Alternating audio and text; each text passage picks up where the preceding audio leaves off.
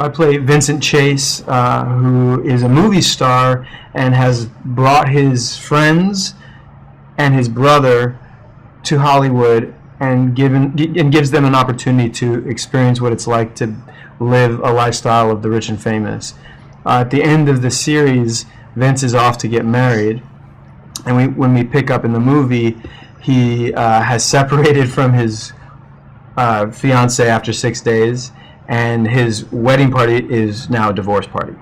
I play Eric Murphy, Vince's old-time, long-time best friend. I'm a manager of a Sbarro's pizza place, and but Vince knows that I have some good business smarts, so he brings me out to California to help him navigate his way, through the shark-infested waters of Hollywood.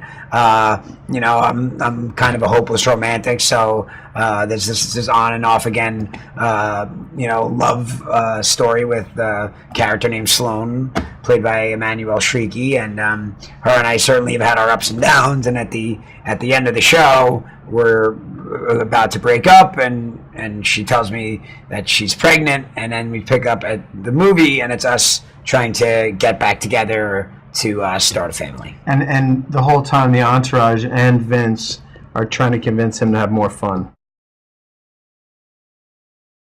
It's amazing what will happen when you put these guys together. I mean, I felt like I was just dropped in, and there was E and Turtle and drama, and just responding to them, it just makes it easy. You don't have to do much when they're pulling their weight. It's even taking it even before we got to set. It's 5 a.m. and there we are in the hair and makeup trailer again together for the first time in 4 years, and there we are, and it's just right away.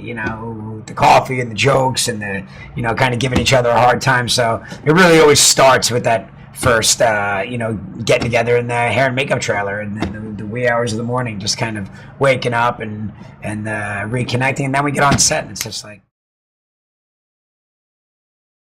the movie was way easier. The show we would do 7 or 8 pages a day, and movie we would do 2.5, 3 pages a day. So we were able to, we still worked long hours, but we were able to just take our time a little bit more, experiment visually because we knew we were putting it up on the big screen, and kind of play around a little bit more and make sure we had it with a bunch of different shots. Where we're most comfortable is with the group.